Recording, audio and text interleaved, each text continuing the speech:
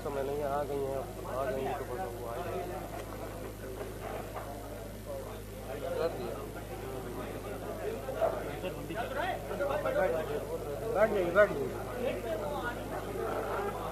आ गई आ गई।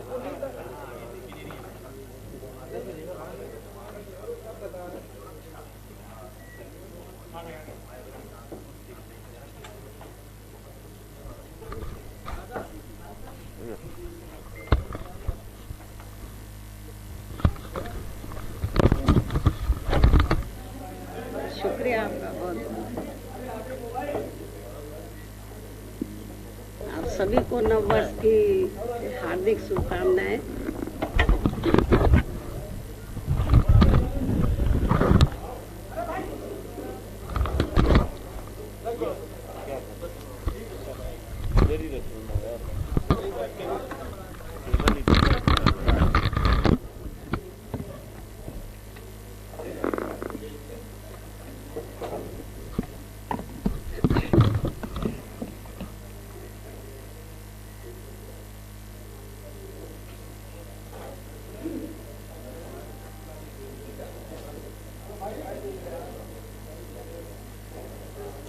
मीडिया बंधुओं,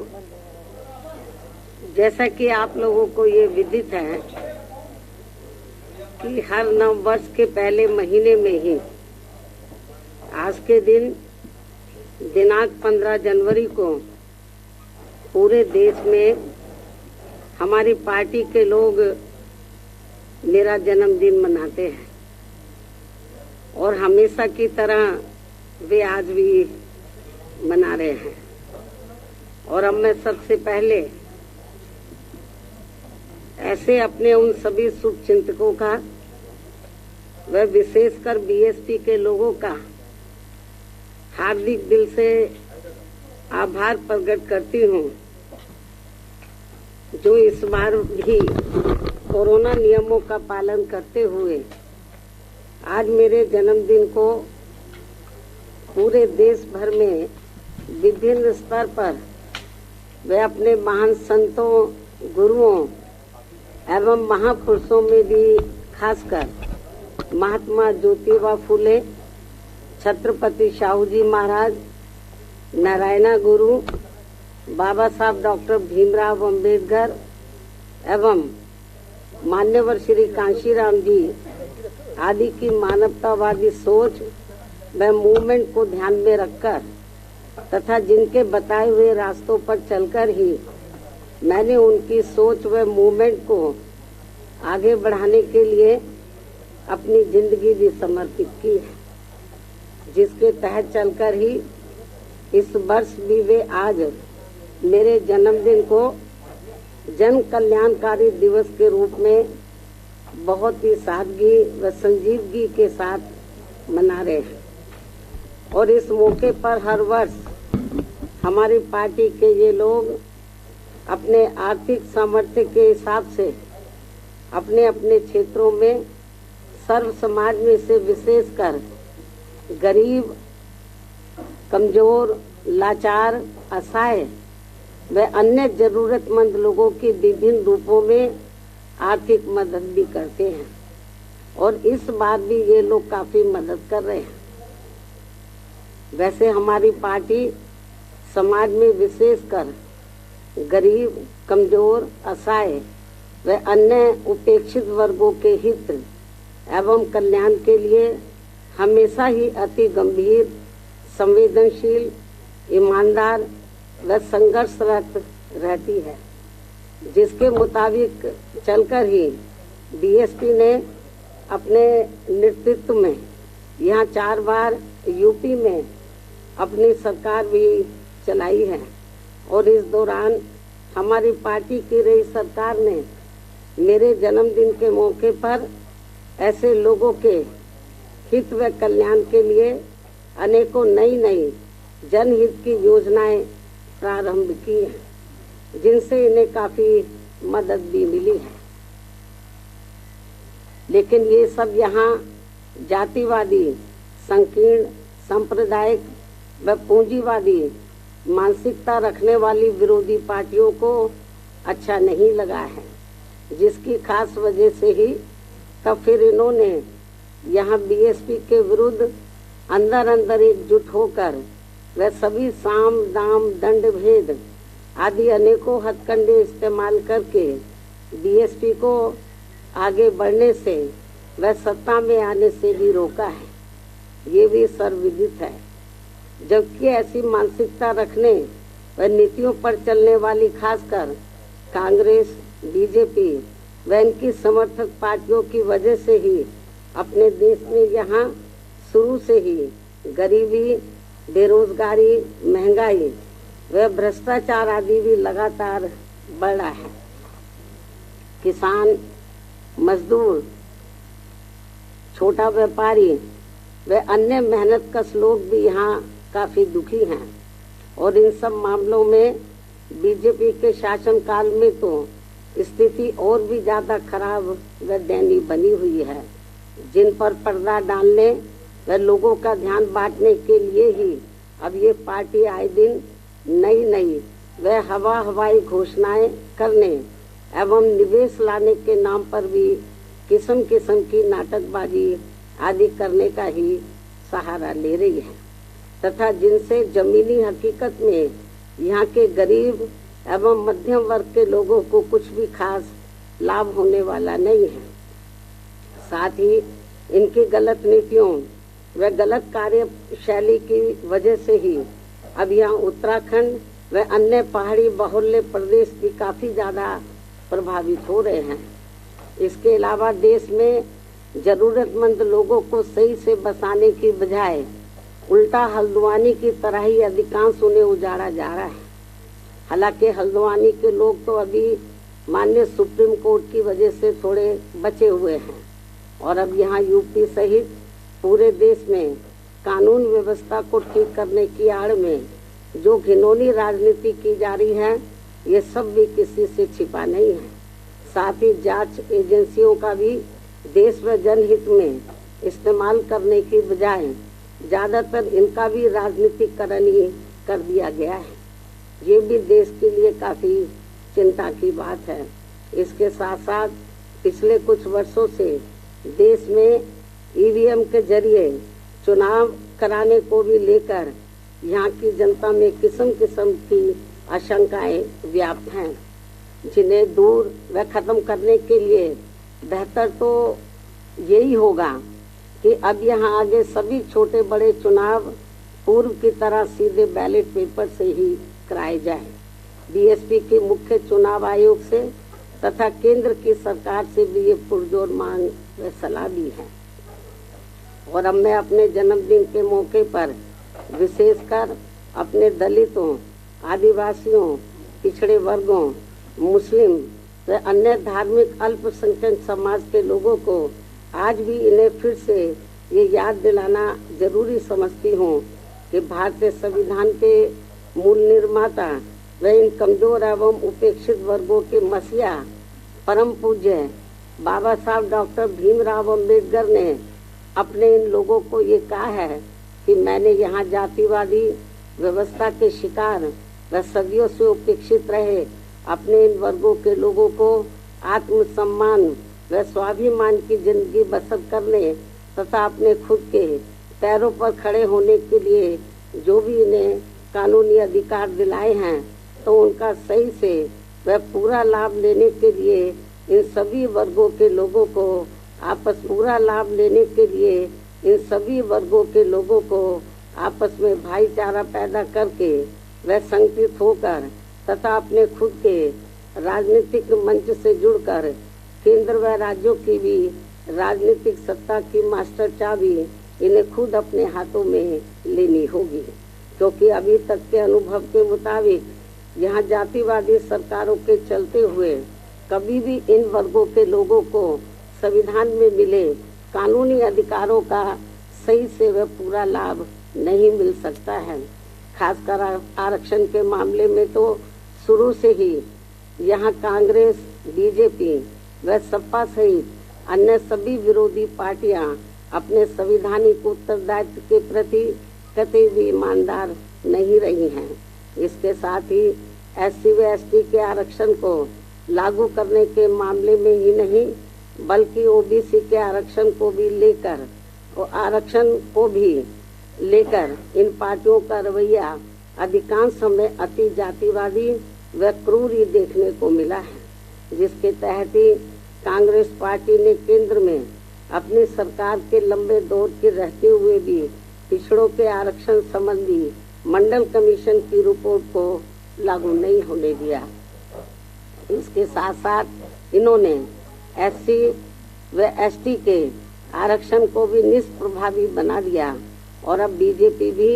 इस मामले में कांग्रेस पार्टी के ही पद चिन्हों पर चलकर इनके आरक्षण के हक को मारने का भी ये घोर अनुचित कार्य कर रही है, जिसकी खास वजह से ही इस बार यूपी निकाय चुनाव भी प्रभावित हुए हैं। इतना ही नहीं बल्कि सपा की रही सरकार ने भी यहाँ खासकर अति पिछड़ों को उनका पूरा हक नहीं देकर इनके साथ हमेशा छल करने का ही काम किया है, जिसके तहत ही सपा सरकार ने OBC की 17 पिछड़ी जातियों को OBC वर्ग की सूची से हटाकर व उन्हें SC वर्ग में शामिल करने का भी ये गैर संवैधानिक कार्य करके इन वर्गों के लाखों परिवारों को OBC के आरक्षण से वंचित कर दिया और फिर ये सभी जातियां ना OBC में रह पाई और ना ही SC में उन्हें शामिल किया जा सका। और ये गलत कार्य करने पर सपा सरकार को कोर्ट की फटकार अलग लगी और तब फिर ये जातियां पुरानी स्थिति में वापस आई हैं। इसके साथ साथ सपा सरकार ने SC व ST का पदोन्नति में आरक्षण को भी खत्म कर दिया और इससे संबंधित बिल को सपा ने संसद में फाड़ दिया तथा इसे फिर पास भी नहीं होने दिया गया। जबकि BSP की रही सरकार में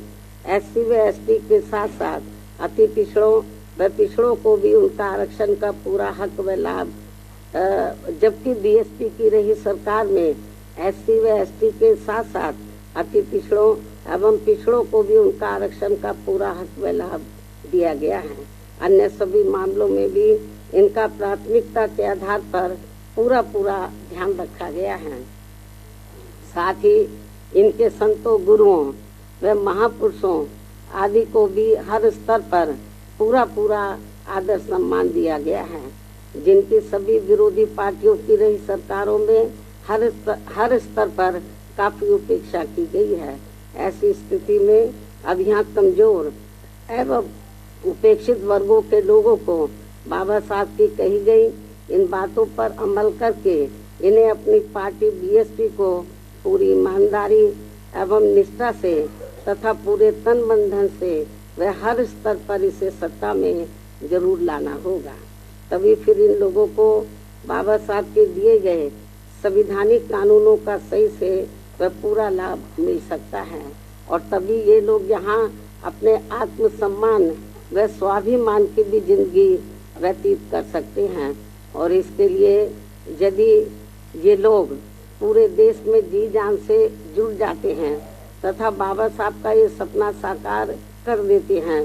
तो फिर यही इनका मेरे जन्मदिन पर विशेष व कीमती तोहफा भी होगा। वैसे भी इसके सिवाय मुझे इनसे कुछ और नहीं चाहिए। मुझे पूरी उम्मीद है कि इस मामले में मेरे ये लोग अब मुझे आगे कतई भी निराश नहीं करेंगे और इसके लिए मेरे नेतृत्व में हमारी पार्टी ने पिछले 1 वर्ष में जो भी प्रयास किए हैं तो उसे विशेषकर BSP से जुड़ रहे नए लोगों व वर्तमान युवा पीढ़ी तथा आगे आने वाली पीढ़ी के भी जानने व समझने के लिए अब मैं हर वर्ष की तरह इस वर्ष भी आज अपने जन्मदिन के शुभ अवसर पर मेरी लिखी पुस्तक मेरे संघर्ष में जीवन एवं BSP मूवमेंट का सफरनामा के 18वें हिंदी व अंग्रेजी संस्करण का, जिसमें मुख्य तौर से 1 वर्ष के दौरान का पार्टी व मूवमेंट के कार्यकलापों व संघर्षों आदि के क्रम में खासकर मेरे सामने आने वाली कठिन चुनौतियों, अनेकों प्रकार के संघर्षों एवं विभिन्न प्रकार के षड्यंत्रों तथा उनसे निपटने आदि का वास्तविक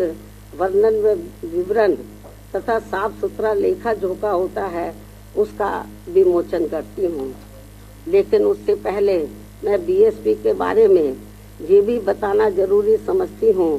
कि बीएसपी धन्ना सेठों के धन बल पर व उनके इशारों से कोसों दूर रहकर यहाँ विशेषकर मेहनत कर बहुजन समाज के लोगों के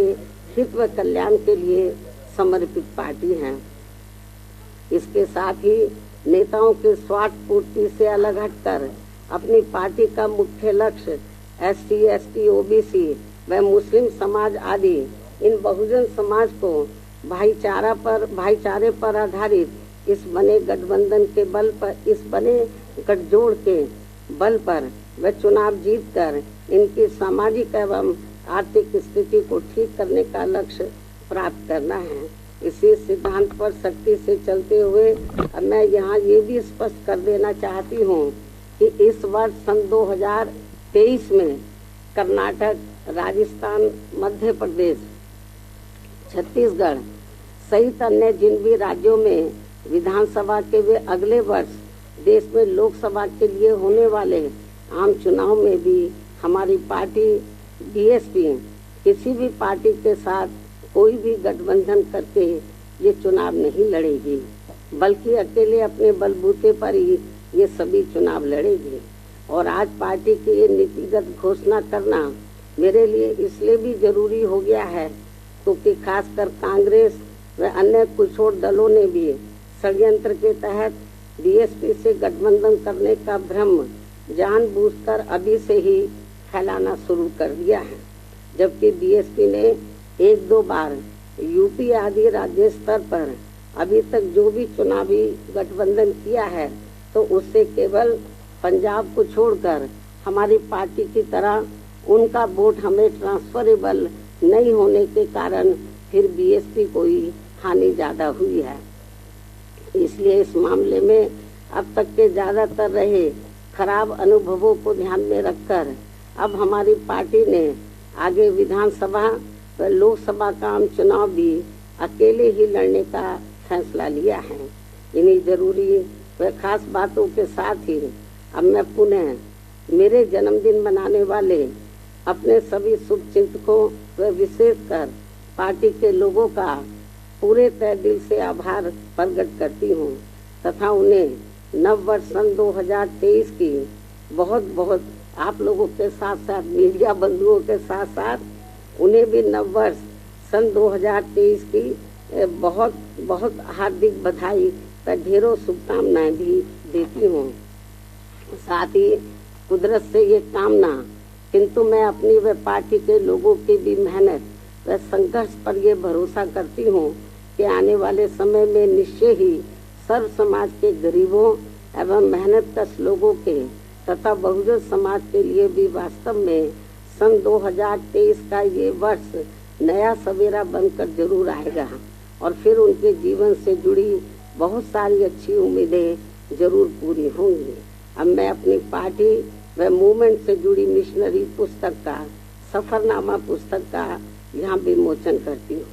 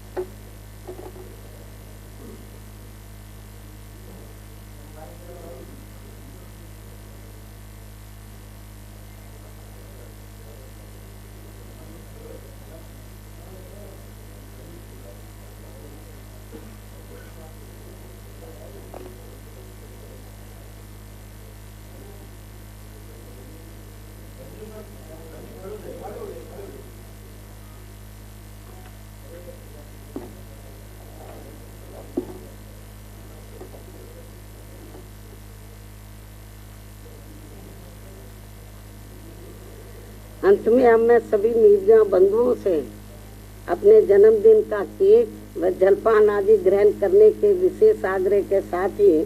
अपनी बात यही समाप्त करूं। लेकिन उससे पहले यदि आप लोगों के कुछ सवाल हैं तो आप एक एक करके मुझसे जरूर पूछ सकते हैं, वरना फिर मैं आप लोगों से यही रजा लेती हूँ। धन्यवाद। जय भीम व जय भारत।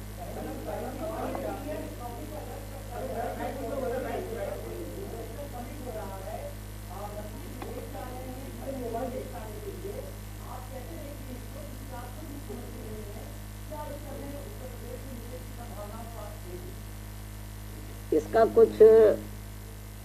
यूपी की जनता को मुझे कुछ फायदा होता हुआ नजर आ नहीं रहा है। केवल पब्लिसिटी ज़्यादा हो रही है। जमीनी हकीकत में यूपी की जनता को कुछ लाभ हो रहा है वो तो मुझे कहीं नजर नहीं आ रहा। मुझे लगता है आप लोगों को भी नजर नहीं आ रहा है।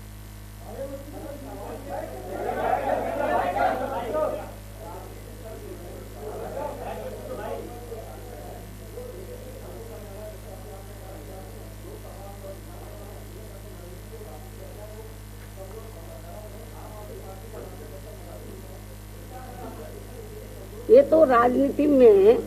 उतार चढ़ाव आते रहते हैं। अभी जहाँ तक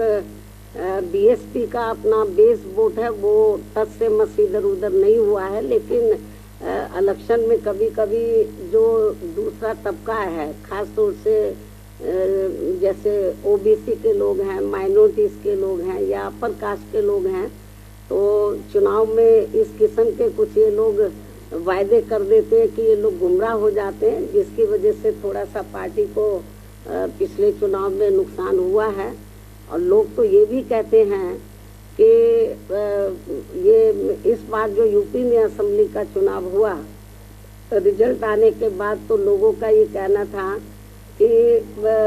जिस बस्ती में या जिस पोलिंग बूथ पर तो जिस एरिया में ज़्यादातर दलितों का ही वोट है या बड़े पैमाने पर दलितों का वोट है और उन्होंने बीएसपी को वोट दिया, लेकिन जब उस एरिया के मशीनें निकली तो वो वोट कहीं और का निकल आया। तो इसलिए मैंने आपको ये कहा है कि ईवीएम में भी को भी लेकर अब काफ़ी आशंकाएं लोगों में पैदा हैं। तो हो सकता है कुछ ये भी इसमें भी कुछ गड़बड़ी की आशंका तो है। और मेरा तो यही कहना है कि जहाँ तक बीएसपी के जनाधार का सवाल है, बीएसपी का जो जनाधार है वो कोई कम नहीं हो रहा है। मुझे तो लग रहा है ईवीएम में कुछ गड़बड़ी जरूर है, आशंकाएं किस्म किस्म की पैदा हैं। और नहीं तो मुख्य चुनाव आयोग और सेंटर की गवर्नमेंट सामने आए और वो कराए बैलेट पेपर से चुनाव, मालूम पड़ जाएगा कि उनके साथ कितना वोट है और हमारे साथ कितना है। आप लोगों को मैं ये बताना चाह रही हूँ, आप लोग मेरी बात की तरफ थोड़ा ध्यान दें कि जब से बीएसपी बनी है, 14 अप्रैल 1984 को बीएसपी का गठन किया गया था, उसके बाद जब तक चुनाव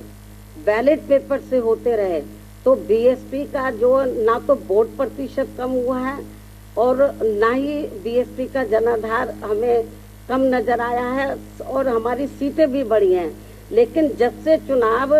बैलेट पेपर के स्थान पर तो मशीन के जरिए जब से हुआ है, तब से हमारा जो वोट प्रतिशत है वो प्रभावित हुआ है और हमारी जो संख्या है वो प्रभावित हुआ है। तो कुछ ना कुछ गड़बड़ तो जरूर है। यदि ऐसा नहीं था तो जब तक चुनाव बैलेट पेपर से होता रहा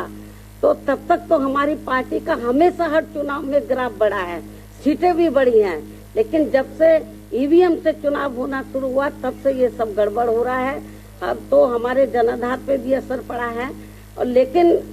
मुझे तो यही कहना है कि कभी कभी ये जो गड़बड़ जो भी लोग करा रहे हैं, लेकिन हो सकता है कि कभी ये गड़बड़ कराने वाले लोग इनका सिस्टम ही ना फेल हो जाए, मतलब तो जो जिधर से भी ये लोग करा रहे हैं। तो मेरा तो अपने लोगों को यही कहना है कि आप लोग प्रयास करो, पार्टी के लोग प्रयास करें, लोगों को तैयार करें। आज नहीं तो कल ये जो जहाँ से ये सिस्टम शुरू हुआ, आपको मालूम है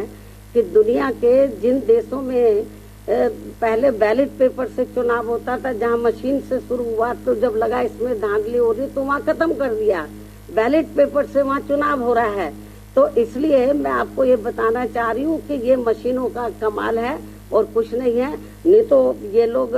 ईवीएम की बजाय बैलेट पेपर से कराएं। तो आप रिकॉर्ड उठा के बीएसपी का देख लो, जब तक बैलेट पेपर से चुनाव होता रहा, हमारा हर चुनाव के अंदर हमारी पार्टी का जनाधार बढ़ा है और वोट का प्रतिशत बढ़ा है और सीटें बढ़ी हैं। और जब से ये मशीनें आई हैं तब से ये गड़बड़ हुआ है। जरूर कुछ दाल में काला है और इसको लेकर हम लोग माननीय सुप्रीम कोर्ट में भी गए। ऐसा नहीं है हमारी पार्टी गई, और भी पार्टियां गई मतलब, लेकिन उसके बाद उन्होंने कहा कि हम पर्ची सिस्टम वो भी गड़बड़ है। बोलते 4-5 पर्ची निकाल लेंगे, ऐसा नहीं है, ये ठीक सिस्टम नहीं है। बल्कि जब ये वोटिंग मशीन में वोट पड़ रहा है तो उससे जो पर्चियां, उससे पूरी की पूरी पर्चियां टैली होनी चाहिए, मालूम पड़ जाएगा। फिर उसको भी ये करने के लिए तैयार नहीं है ये। तो इसलिए ये जो आपने सवाल पूछा है ये केवल ईवीएम का कमाल है और कुछ नहीं। और पूछो। नहीं, हम तो जो कर सकते थे, हम लोग माननीय सुप्रीम कोर्ट में गए, हमने माननीय चुनाव आयोग को भी कहा। आज फिर हम मीडिया के माध्यम से कह रहे हैं कि आप बैलेट पेपर से चुनाव कराएं। दुनिया के बहुत से ऐसे देश हैं जहां पर ये सब गड़बड़ हो रहा था, वो फिर से बैलेट पेपर पर आ गए। क्यों नहीं बैलेट पेपर पे आते हैं?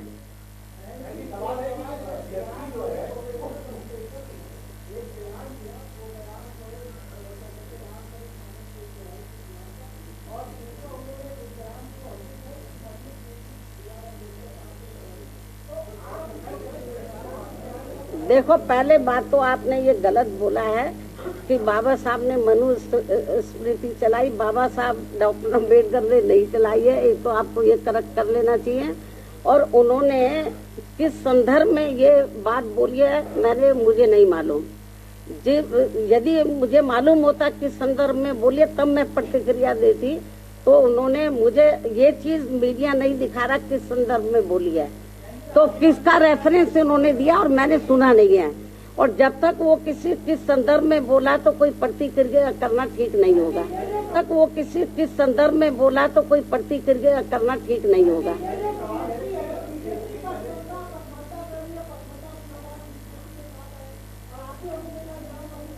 मैं जो आपको बता रही हूँ पसमानदे के बारे में, पूरे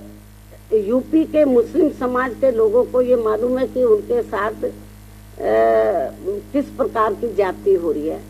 यूपी में नहीं पूरे देश के अंदर। तो जहाँ तक पसमानदा का सवाल है, ये मैंने ट्वीट के जरिए भी कहा था, जो मुस्लिम समाज है वो मुस्लिम पहले पसमानदा बाद में है। तो जो उनके साथ में जुल्म ज्यादती हो रही है, मुझे नहीं लगता कि वो भारतीय जनता पार्टी के किसी भी प्रकार के बहकावे में आएंगे। तो वो इनके बहकावे में आने वाले कतई भी नहीं है।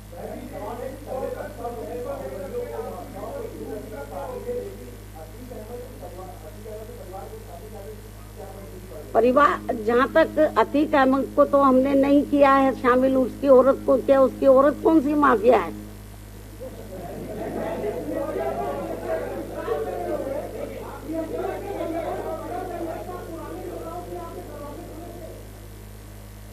आपको ये मालूम है जो पुराने नेता गड़बड़ हैं, हम लोग तो जिनको किनारे कर देते हैं उनको लेते नहीं हैं हम।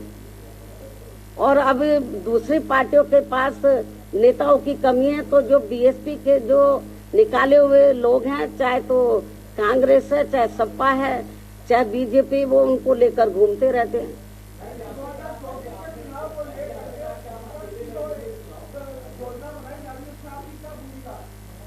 बीएसपी की जो विचारधारा है,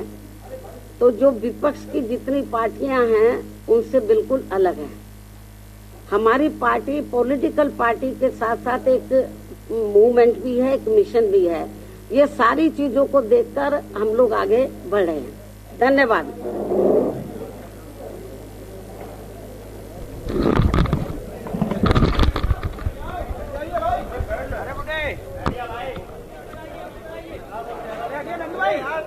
आगे मारे नहीं सेल्फी के लिए